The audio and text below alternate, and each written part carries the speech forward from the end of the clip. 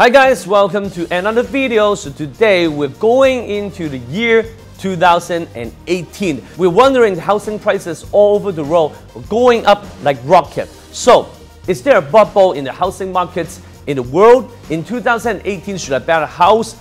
Or if I have sold my house, should I get back into the housing market? Or if I own houses, should I sell it now? So in 2018, are there bubbles or not? Today, we're going to explain and get into that. So first of all, if you're new to my channel, please subscribe to my channel and like my Facebook page, because if you have known me for a while, we always like to use numbers and statistics to back our support, not just emotions and thoughts, okay? So that's basically our movement, okay? So this movement is something that the public needs, not just something from TV or Bloomberg or YouTube or whatever, something that people will say it emotionally. Usually it doesn't work. We're always backed by numbers. That's our movement. So if you like this video and this video somehow inspired you, you can give it a like and also share this video to your friends or save it to watch later. You can watch it later.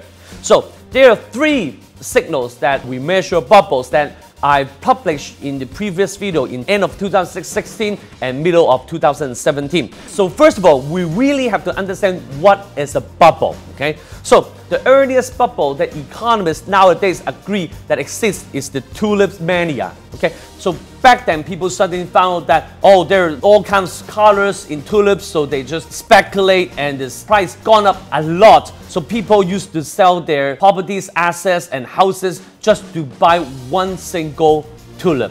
So in the end, that is a bubble, right? But we never know when the bubble will end, because the bubble can be small and it bursts, and the bubble can be so big and it still won't burst, okay? The reason why the tulip mania will burst is back then when suddenly people are investing in tulips futures and then they cannot pay off the futures what they agreed to with tulips. Then at the end, people started selling off. So the event, the bad news are not the most important. It's the matter of when the bad news comes, are there a significant bubble so that it bursts and almost no one can survive. That is a bubble bursting, okay? A bubble and a burst are two different things.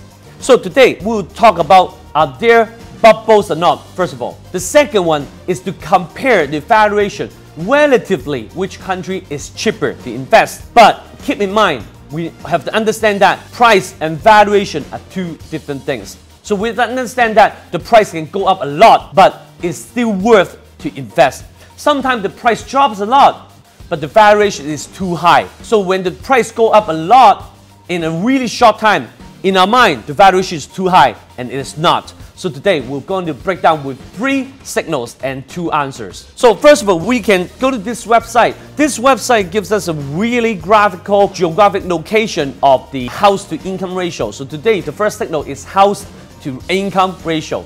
That means for 1 year, if you don't have to spend any money, how many years do you have to spend to buy one average house? So the green ones are healthy ones, lower ratios. The red ones and orange ones are high ratios. So you can see the high ratios are all in the Asia, like China, Hong Kong, Malaysia, Singapore, and UK, okay? In the west side, like US and Canada, surprisingly, is still very healthy. So now we listed all the numbers in the charts below. So we can look at the chart. The left one are the ratios in the beginning of this year, and the right one are the numbers now, okay? So we can see the difference, right? So first of all, we should kind of ignore the Venezuela ratio because there have been some political issues going on in the beginning of this year. So the ratio has been distorted for a little bit. So we should look at other countries and cities, for example, China, Shenzhen, and Vietnam and Hong Kong. So right now, the top five are remaining the same except the Vietnam gone down for a little bit.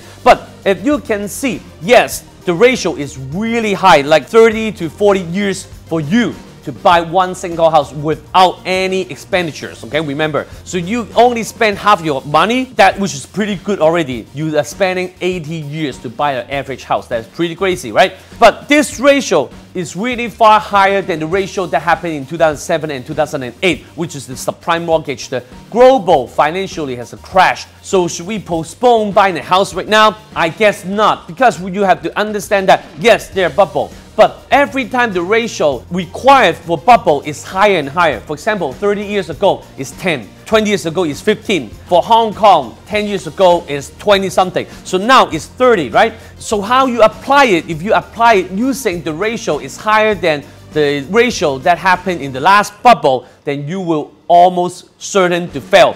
Because this ratio has broken historic high ever since 2009 and 2011. So after that, you're not buying a house. The housing prices in major cities has almost doubled, if not tripled. Okay, so we have to understand this ratio is not the key for you to sell your house, or not the key the bubble will burst. Yes, there's bubble, but the bubble is not going to burst yet. I'll make you a conclusion in the end.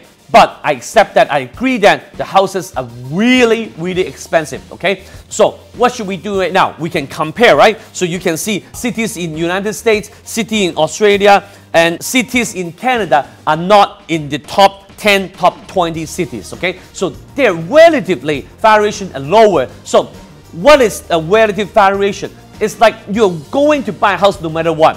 So if you can choose between cities or even countries, you can buy the relatively cheaper one, okay? But cheaper is not about the price, it's about the variation and the ratios, okay? So you can understand that, oh, if I live in, like say, Hong Kong, oh, I can invest in somewhere else. You can invest in Canada, Australia, or even United States.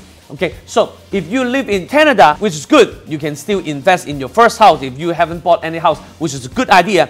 But if you live in Shenzhen and Hong Kong, yes, you can only speculate, but do not sell your houses right now because there are bubbles, but bursting a bubble is another story. The second one is pretty scary because we will look at the debt to income ratio, which is the mortgages monthly versus your monthly income. So you can see we plotted the Canada, UK, Australia, and United States. So you can see Canada is the craziest one among all. This ratio, if it's 100, that means if your income is 10K and your mortgage is 10K. So now for Canada, it's almost 170. So if your income is 10K, you're paying 17K for your mortgage, which is crazy. So first question, how can you do that? Because everything you have to pass the test, right? So there are many ways. First of all, legal ways is to remortgage your house. The second way is that when you own a house long time ago and the price almost double or triple, and then you remortgage your house, and then somehow you're paying around with the fixed asset with your income,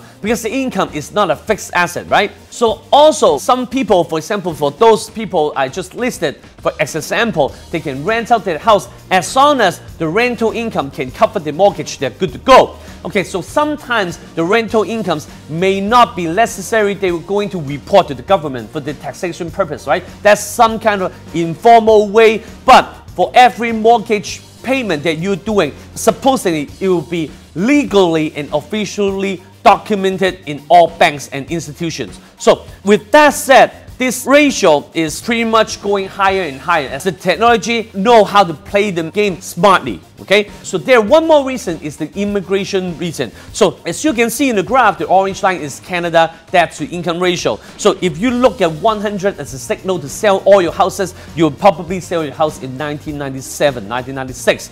But the case is, ever since 1997, the housing prices of Canada has almost 10 times, if not 20 times, of original prices. So if you look at 2008, it's far off. It's already 150 to 160. So right now it's kept 160 to 170, right? So the housing prices has been gone up for almost triple in Toronto and Vancouver, more than that. Okay, so if you look at this signal as a selling signal, again, you'll be so wrong. But how do you explain that? Because in the 90s, we know that people from Hong Kong all scattered all around the place because they were so feared about the 1997 Hong Kong will be going back into China officially. So people just left Hong Kong to Canada and Australia, right? Another reason is now that all the Chinese and partially people from India, they are going to Canada and also Australia, and that is something that's fixed money, fixed assets from somewhere else going into that place. The fixed assets is not income, right? So that boosts up the mortgage, but also those people will borrow money and pay around with the mortgages locally. So the debt will go up, but income in general will stay the same. So we understand that, yes, foreign capital and money are playing big roles, but also people living there, they also flip houses, and also because of houses and the farms and even all the crappy houses all gone up, to just sell it, remortgage it, and buy a couple of houses more and rent it out. As long as the rental income can cover the mortgages, they're good to go. So that's something that we should look after, because we cannot rely on the government. They can do nothing about this trend. Again, we can look at relatively, compare with the first signal and second signal. US is the best case to go in terms of valuation. It's the cheapest. Yes, I've talked about in previous videos about 4 countries to invest in that will give you a greater return in housing markets. It's not United States, right? But I'm talking about valuation-wise, United States is the cheapest. But fast growing wise are those 4 countries. One of them is Canada. You can refer to the previous video. So the third ratio is the mortgage to rental ratio. So if it hits 100, it's really cheap, meaning that if you buy a house, the mortgage cost is 10K. And if you rent a house, the cost is also 10K. Will you rent a house or buy the house? You obviously buy a house, right? Because it's already the risk is the same, but the return will only happen if you buy the house. You will not have any return if you rent a house, right? So, for example, in Hong Kong, every time it hit 100, it will rebound. For example, in the SARS period and also in 2008 financial crisis, it almost always rebound when it hits 100. So now, when it is in a bear market, it's a signal for you to buy the house. Again, it's not a signal for you to sell the house, because sometimes it goes to 400, sometimes it goes to 200, sometimes it goes up to 1,000 and then it bursts. So it's not a signal for you to sell a house. But if you say that, oh, it's now 150 or 200 or 300, it's too expensive to buy a house, so why not I just rent a house, right? So you have to understand one more risk. If you're not buying a house right now, if the ratio is now 150, in the future, the housing prices are going up by 50% or 100%, then you're making the wrong bet. Because this ratio, if you're not investing in a house, you just rent a house, you are assuming the housing prices will not go up at all. That is the case. So this is something that we can take a reference of. You can make a decision depending on your status. For example, if you haven't owned any house, I suggest you can buy the house right now. So if you say that it's still really expensive, I'm not doing that, I will wait for the bear market. You can look at my previous video about the interest rate. That is one single crucial signal whether or not the bubble is going to burst. It's not the reasons behind, it's about it's going to burst or not, it's about the interest rate, right? Okay, so if you wait for that, the earliest the bubble going to burst is 1 to 2 years, okay? But latest can be 4 to 5 years, depending how the US Fed will play the game.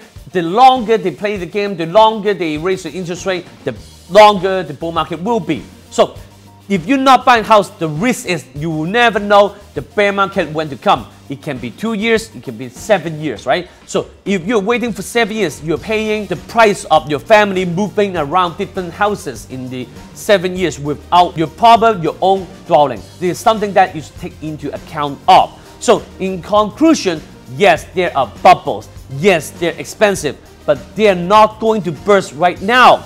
So that's something depending on your story, you're making the decision. So I'm not asking you to buy a house. I'm not a jerk. So don't leave me comments like that. Yeah, you can leave that. I'm okay with that. But as I'm laying out the facts so you can make a decision. For me, I'm owning several houses only because I look at these signals and I understood the difference between bubble and bubble bursting. So that I always making the same formula. So I adding houses, adding stocks in my portfolios as long as the risk is not high. Okay, so then I can yield a return. That is something that what I've been doing in the past 2 decades. That is one conclusion, and the second one is about valuation. So right now, the valuation, the cheapest one is in the west side, for example, United States, something that you should consider doing. As a majority of the banks are from Canada, Australia, and United States, and the second one is from UK. So probably by looking at this video, you understand how much effort I put behind in understanding the story behind, and also how I present it as simple as possible for you guys. So hopefully you can give me some likes and share this video to your friends as your reference, something you can talk about inside your family or your friend's family, so that you will not screw up such a big decision in your life. So that's it for now. Investing Made Easy. I'll see you next time. Please subscribe and like my Facebook and YouTube channel. I'll see you next time. Goodbye.